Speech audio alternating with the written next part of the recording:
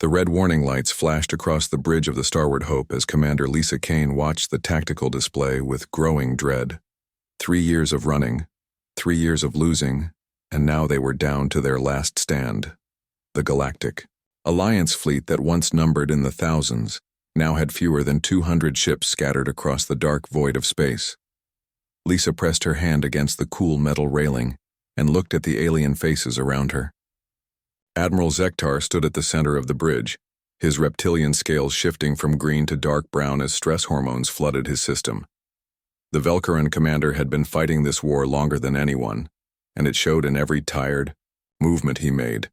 "How long until they arrive?" Zektar asked, his voice carrying the weight of inevitable defeat. 6 hours, maybe 7, replied the Astari sensor operator, her forearms dancing across the control panels. The Vorthan fleet is massive. Our long-range scanners count over 3,000 ships. Lisa felt her stomach drop. 3,000.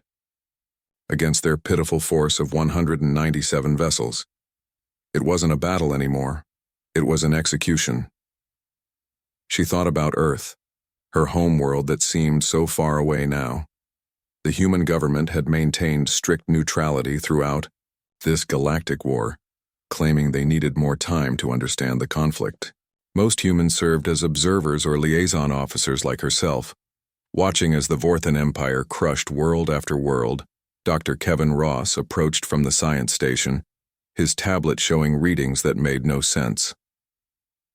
"Commander Kane, I'm getting some strange energy signatures near the outer planets. My instruments can't identify the source." "Probably Vorthan scout ships," Lisa replied, though something felt off about the readings. "They like to probe our defenses before the main attack." The bridge fell silent except for the steady hum of life support systems. Through the main viewport, Lisa could see Kepler Prime below them, a blue and green world that housed 12 million Alliance citizens. Refugees from dozens of conquered planets had fled here, believing they would be safe behind Alliance defenses. Captain Nina Cross entered the bridge, her human features looking pale under the artificial lights. She commanded the last human observation vessel in the system, a small science ship that was supposed to document the war for Earth's archives. "Any word from home?" Lisa asked quietly. Nina shook her head. "Nothing official, but I did receive a coded transmission an hour ago. Very strange message." "What did it say?" "Package delivered. Storm coming." Nina frowned. "I have no idea what it means.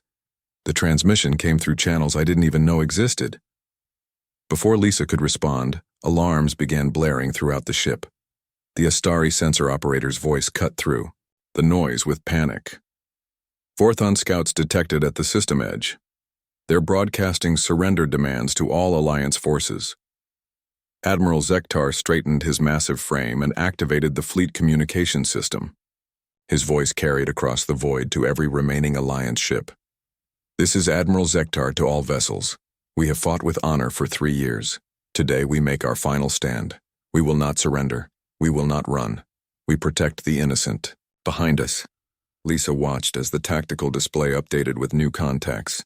Dozens of Vorthon ships appeared at the edge of the system, their dark hulls bristling with weapons that had destroyed countless Alliance vessels. These were just the advance guard. The real fleet would arrive soon.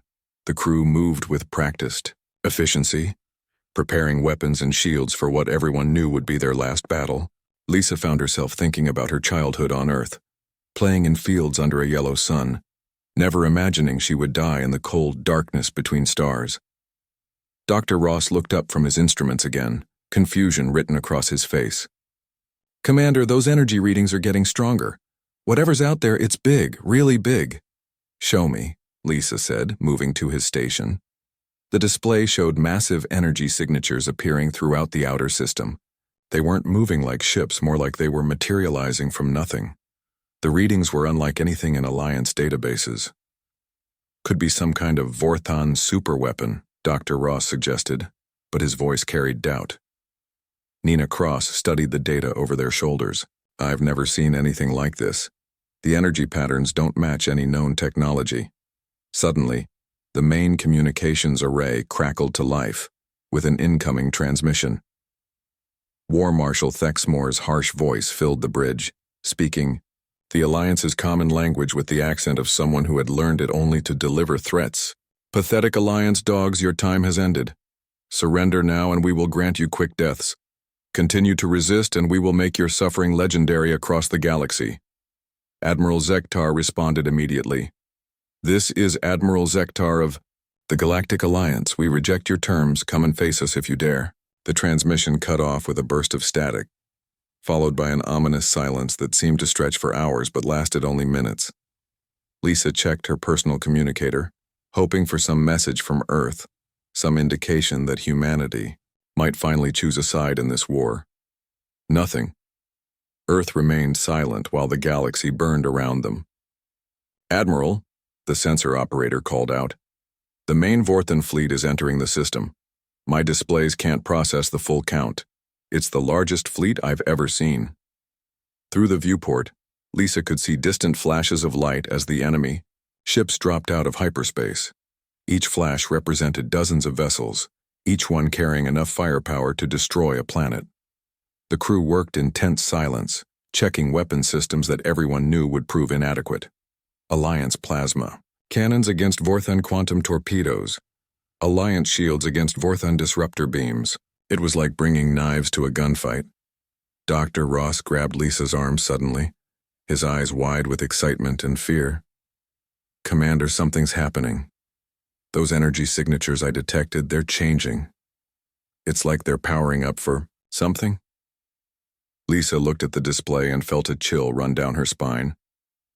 Whatever was out there in the darkness, it was about to reveal itself. She just hoped it wasn't another Vorthan surprise that would make their situation even worse. The battle for Kepler Prime was about to begin, and with it the final chapter of the Galactic Alliance's desperate war for survival.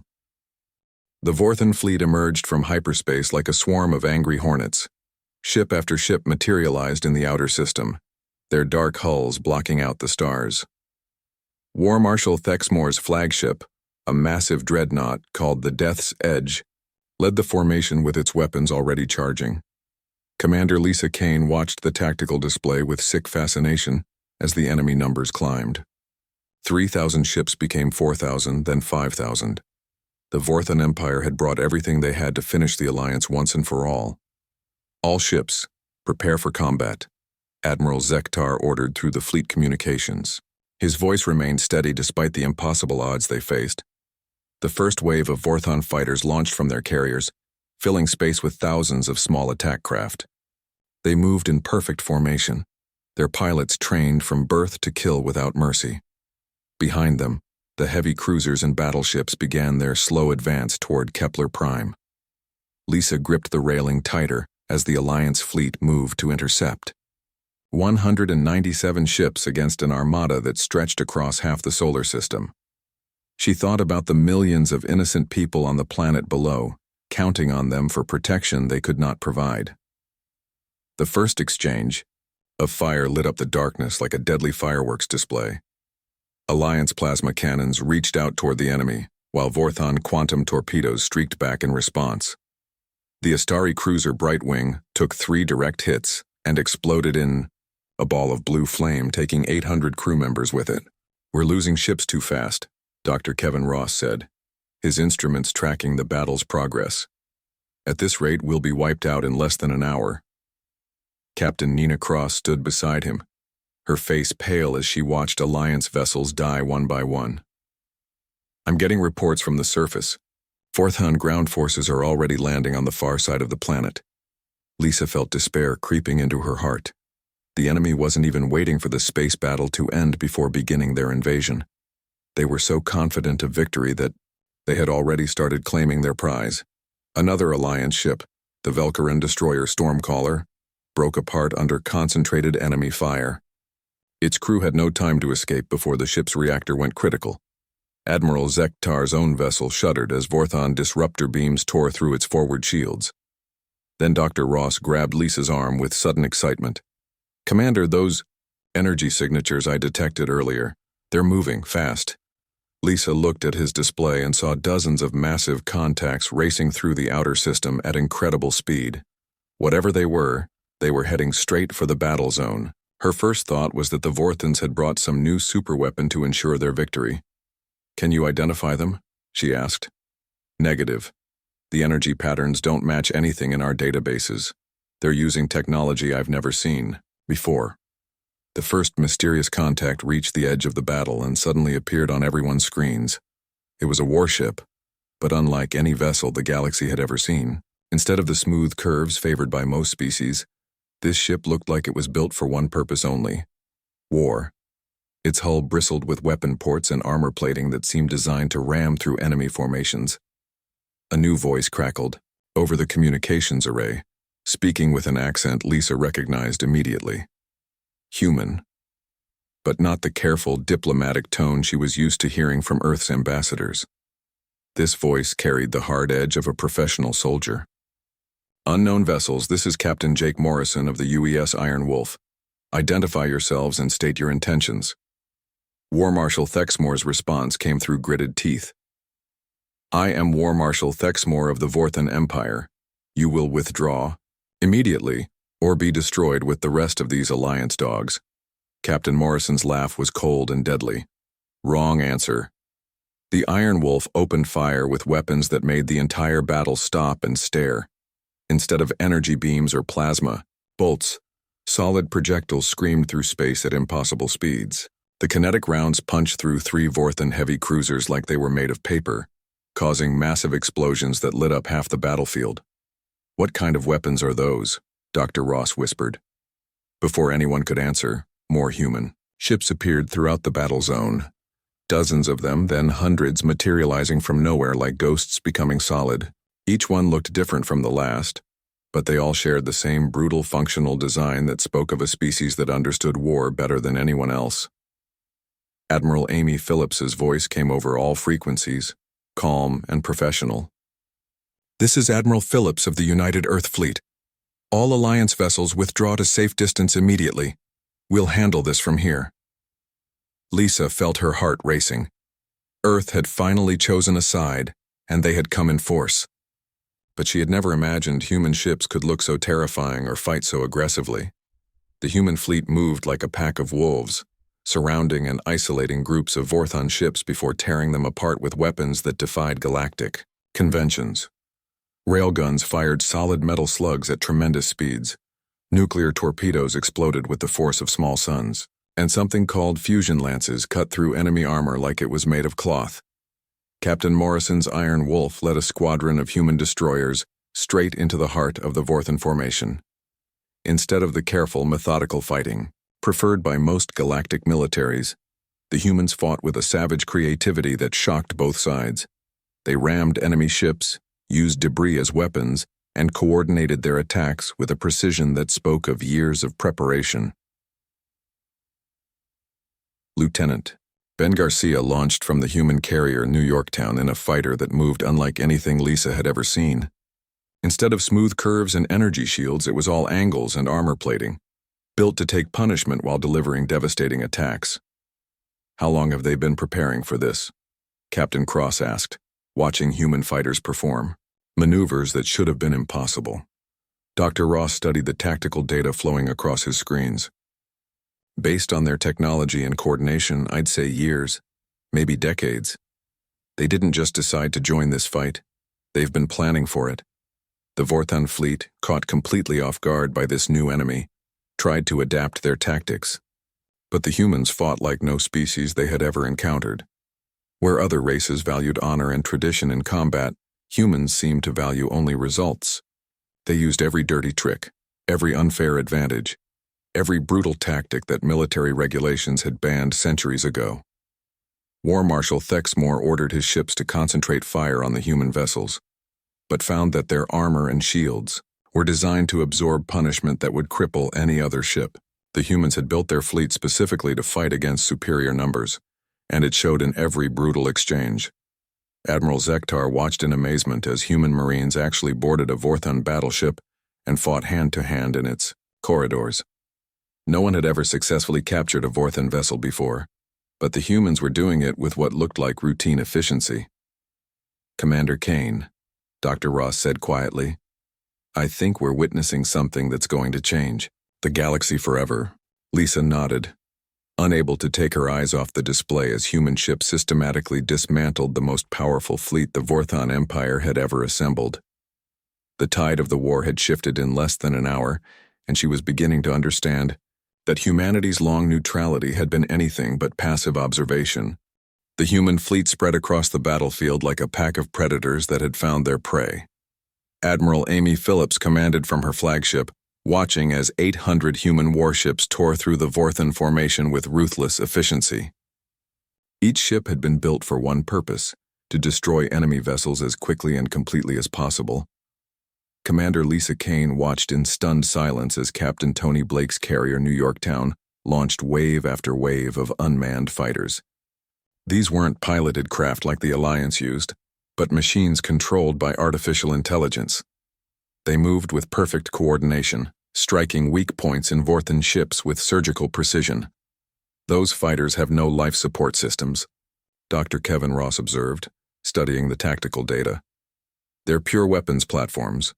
The human fighters performed maneuvers that would kill any living pilot.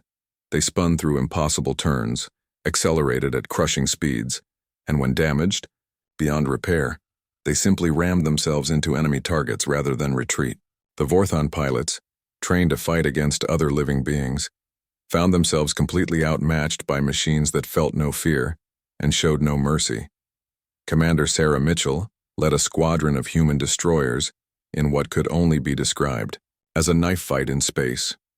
Her ships moved in close to Vorthon vessels, so close that their hulls almost touched, and unleashed devastating volleys of railgun fire. The kinetic rounds punched through armor and exploded inside enemy ships, causing massive internal damage. "This is insane," Captain Nina Cross whispered. "They're fighting at ranges where one mistake means certain death." But the humans made no mistakes. Their movements were calculated and precise, as if they had rehearsed this exact battle 1,000 times. When Vorthon ships tried to ram the human vessels, the human captains simply adjusted course and used the enemy's momentum against them, letting them crash into carefully placed mines or torpedo spreads. War Marshal Thexmore's voice crackled over the communications array, rage and desperation clear in every word. "All ships concentrate fire on the human flagship. Destroy their command vessel and they will fall into chaos like any other fleet." The Vorthon ships turned their attention to Admiral Phillips' command ship, the massive battleship Washington. Hundreds of quantum torpedoes and disruptor beams converged on the human vessel, lighting up its shields with energy that should have reduced any ship to scrap metal. But the Washington kept fighting. Its armor absorbed hits that would have crippled Alliance vessels, and its shields regenerated faster than the Vorthons could damage them. The human ship had been built to survive exactly this kind of concentrated assault. Colonel Pete Williams led teams of human Marines in boarding actions that defied all military logic. Instead of using transport shuttles like every other species, the humans fired themselves at enemy ships in armored pods that punched through hull plating like bullets. Once inside, they fought in vacuum suits through corridors filled with toxic atmosphere and zero gravity. "How are they breathing in there?" Dr. Ross asked, watching the Marine teams move through a captured Vorthon cruiser.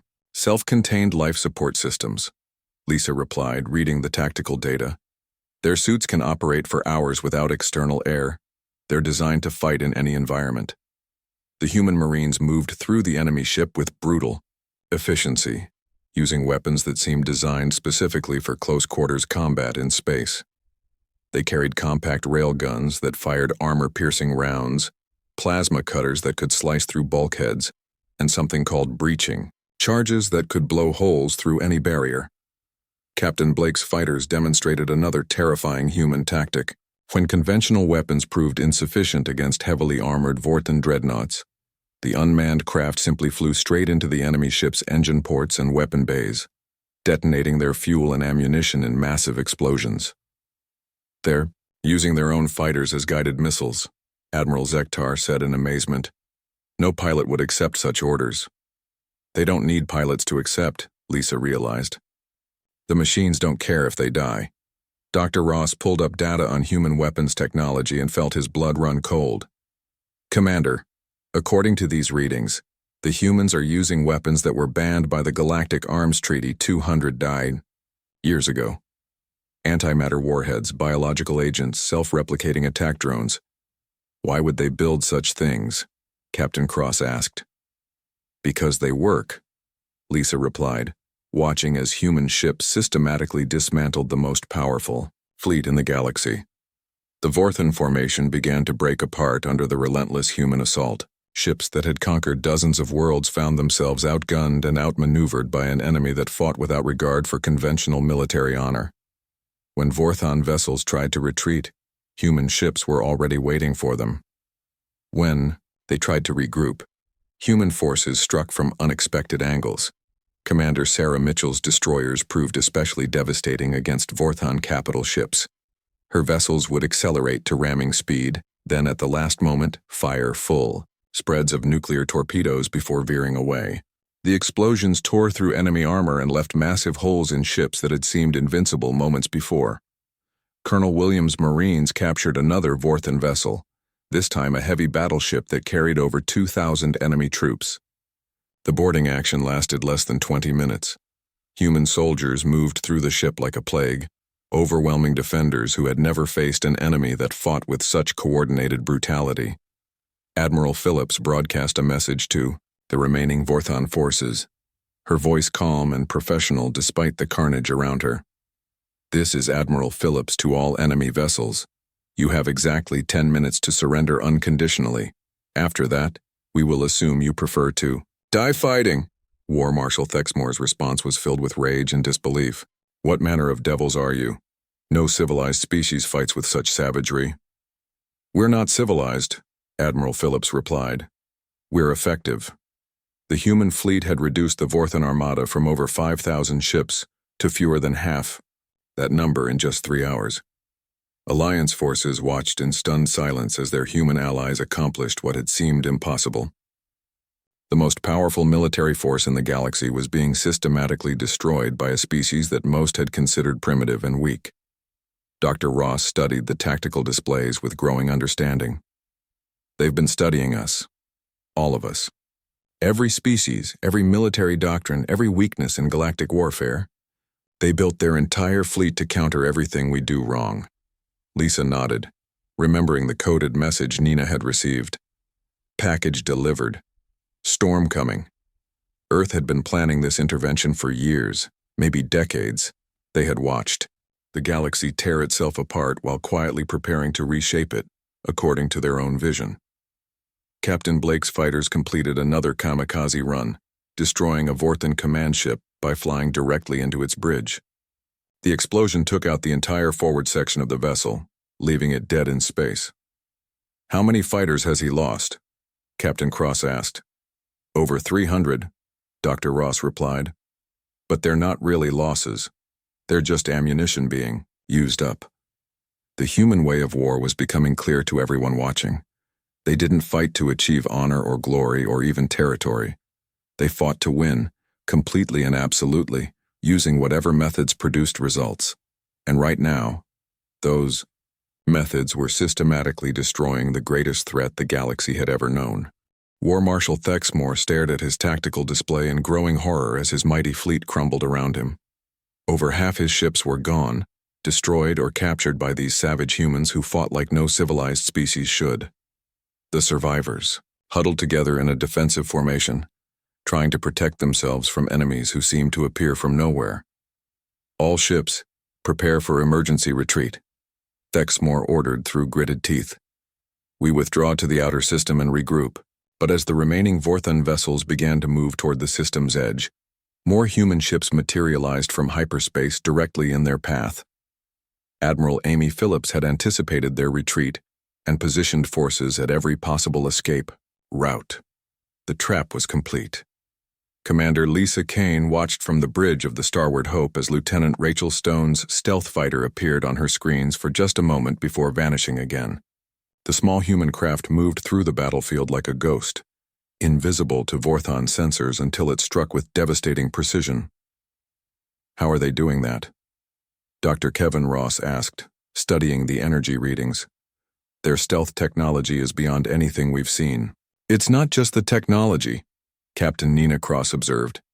Look at how they move.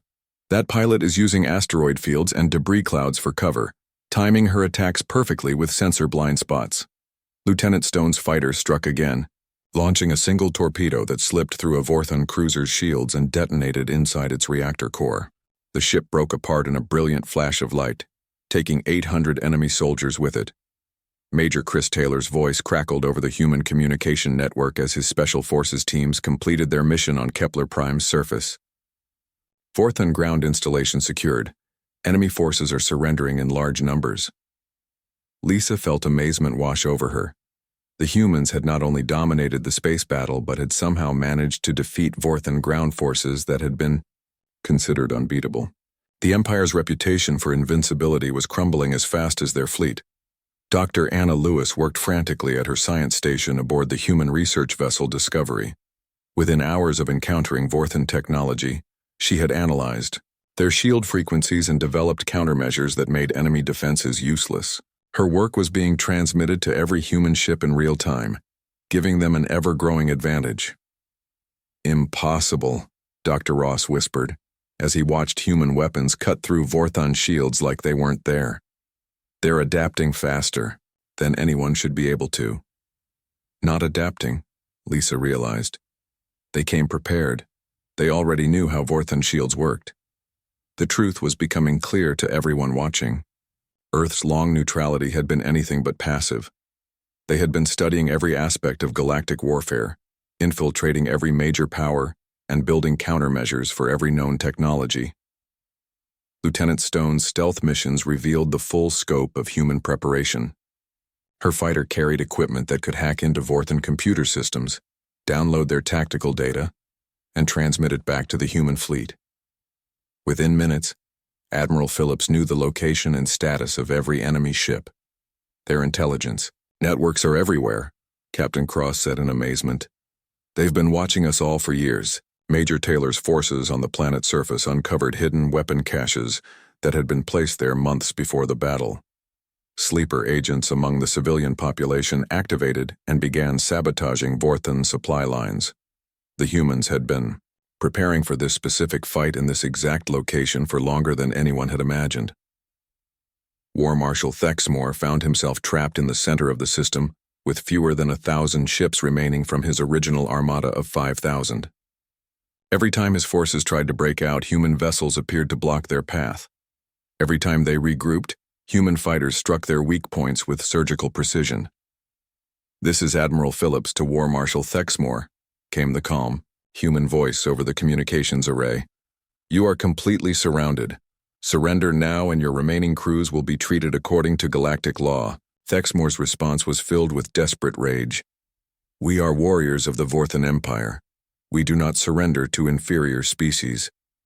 "Then you die," Admiral Phillips replied simply. The final phase of the battle began with a coordinated assault that demonstrated the full power of human military doctrine. Every ship, every fighter, every weapon system moved in perfect harmony toward a single goal: the complete destruction of Vorthon resistance. Captain Tony Blake's carrier launched its remaining fighters in a massive wave that blocked out the stars. But these weren't just attack craft. Some carried electronic warfare equipment that jammed Vorthon communications. Others deployed mines that created deadly fields around enemy ships. Still others simply rammed themselves into vital targets, sacrificing themselves to achieve victory. Commander Sarah Mitchell's destroyers performed their deadliest maneuver yet. Her entire squadron accelerated to maximum speed and fired their nuclear torpedoes in a spread pattern that covered the entire Vorthon formation. The explosions created a chain reaction that destroyed dozens of enemy ships in seconds. Colonel Pete Williams led the final boarding action against Thexmore's flagship, the Death's Edge. Human Marines cut through the massive dreadnought's hull with plasma torches and fought their way to the bridge through corridors filled with desperate defenders. Dr. Lewis completed her analysis of Vorthon computer systems and transmitted a virus that shut down enemy weapons and life support across the remaining fleet. Ships that had fought for hours suddenly went dark, their crews trapped inside vessels that no longer responded to commands. Surrender or suffocate, Admiral Phillips broadcast to the crippled Vorthan ships. Your choice. One by one, enemy vessels began transmitting surrender signals. Their crews, faced with the choice between death and capture, chose to live. The mighty Vorthan Empire, which had conquered half the galaxy, was finally defeated. War Marshal Thexmore himself was captured alive when Colonel Williams's Marines stormed the bridge of the Death's Edge. The proud warrior who had never known defeat found himself in chains aboard a human prison ship, watching as his empire's greatest fleet was reduced to floating scrap metal. How? Thexmore asked when Admiral Phillips visited his cell. How did a primitive species defeat the greatest military force in the galaxy? Admiral Phillips looked at the broken war leader with something that might have been pity. We studied you. We learned from every battle you fought, every world you conquered, every mistake your enemies made. We built our entire military to counter yours specifically. You planned this for years, Thexmore said, understanding finally dawning in his eyes. Decades, Admiral Phillips corrected. We watched you grow strong by preying on the weak. Then we made ourselves stronger by learning from your victories. When you finally threatened something we cared about, we were ready. The battle for Kepler. Prime was over. The Vorthan Empire's expansion had been stopped cold by a species that most of the galaxy had dismissed as irrelevant. Human ships patrolled the debris field, rescuing survivors and securing captured vessels. Commander Lisa Kane stood on the bridge of the Starward Hope, watching human medical teams treat wounded Vorthan prisoners with the same care they gave to Alliance casualties. These people who fought like savages in battle showed unexpected mercy and victory. What happens now? Dr. Ross asked. Lisa looked out at the human fleet, still maintaining perfect formation despite their overwhelming victory. Now we learn what Earth really wants from the galaxy. The tide of the Galactic War had not just turned. It had been completely reversed by a species that fought not with honor or tradition, but with cold, calculated efficiency. And they were just getting started. 3 days after the battle, Admiral Karen Hughes arrived at Kepler Prime aboard the massive human command ship Enterprise. She was the overall commander of Earth's military forces, a woman whose calm demeanor hid decades of planning for this exact moment. Her presence meant that what had happened here was far more than a rescue mission.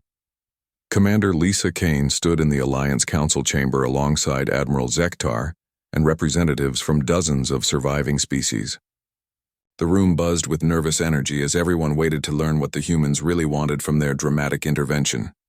Before we begin, Admiral Hughes said, her voice carrying the authority of someone accustomed to being obeyed, I want to make something clear. Earth did not enter this war to conquer anyone. We came to restore balance to the galaxy.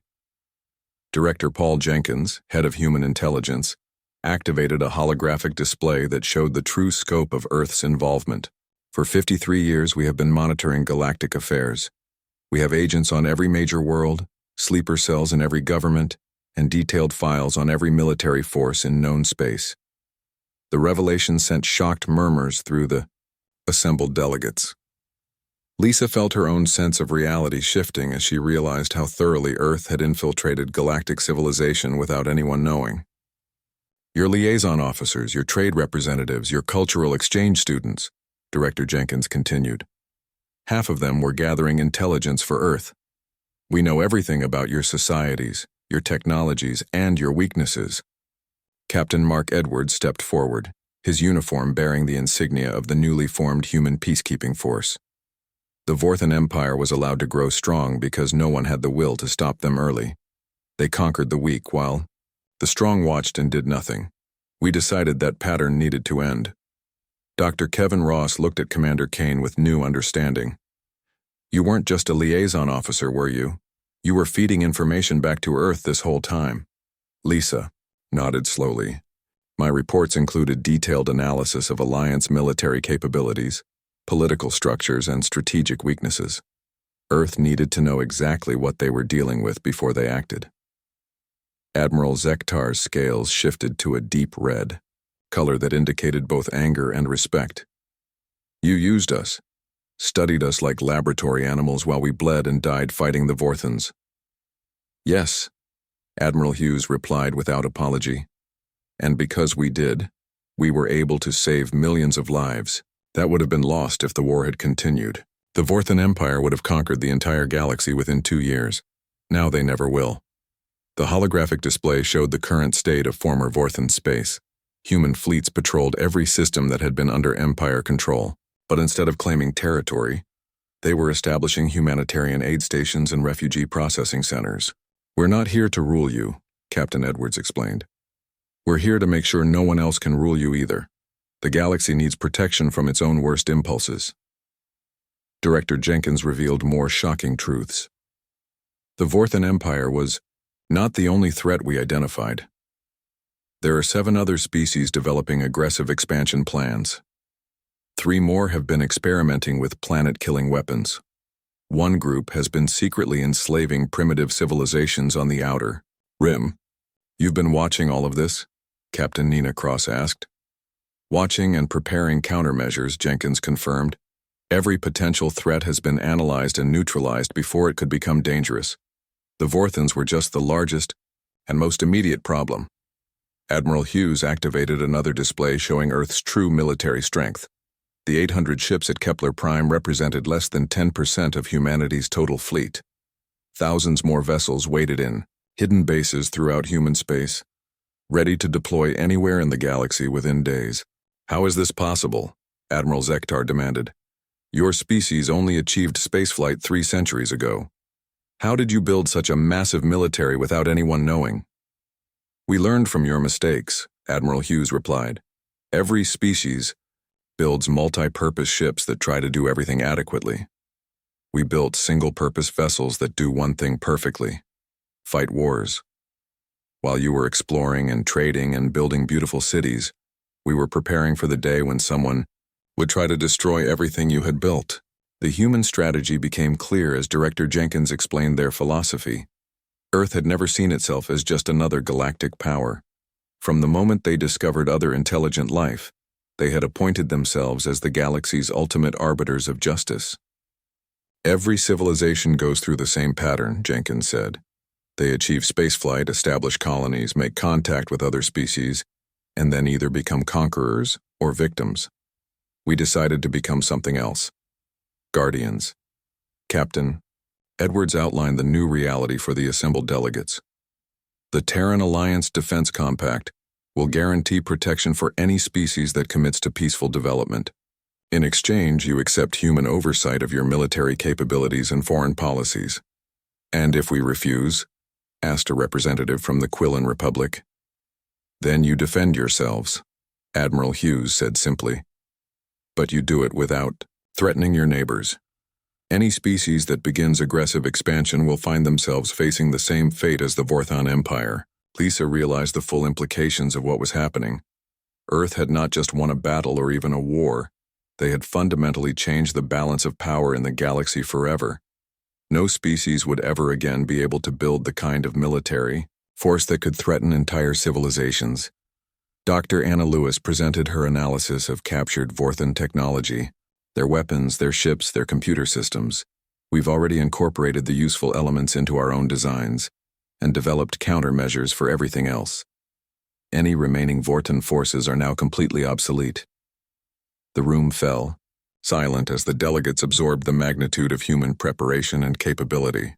They had spent decades fighting a war they thought was about territorial expansion or resource control. In reality, it had been a carefully orchestrated test to determine whether the galaxy's existing powers could maintain peace and stability on their own. You manipulated this entire conflict, Admiral Zektar accused. We influenced it, Admiral Hughes corrected. The Vorthons chose to become conquerors. You chose to fight them. We simply made sure the right side won when it mattered most.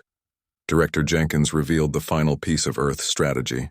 Reconstruction of former Vorthon worlds begins immediately. Human engineering teams are already en route to repair damaged infrastructure. Our medical ships are treating refugees. Our agricultural specialists are restoring destroyed farmlands. Why? Lisa asked. What do you gain from helping people you barely know? Admiral Hughes smiled for the first time since her arrival. Stability. A galaxy where every species can develop peacefully without fear of conquest or extinction. That's worth any price. Captain Edwards activated a display showing human ships throughout the galaxy, not as conquerors but as protectors. The age of galactic empires is over. The age of galactic cooperation begins now. As the meeting concluded, Lisa looked out through the chamber's viewport at the human fleet maintaining perfect formation around Kepler Prime. They had arrived when all seemed lost and shifted the tide of galactic history itself. The question now was whether the rest of the galaxy would accept their new role as humanity's protected charges. The galaxy had learned that when civilizations failed to police themselves, someone else would do it for them, and that someone had been watching, planning, and preparing for longer than anyone had imagined.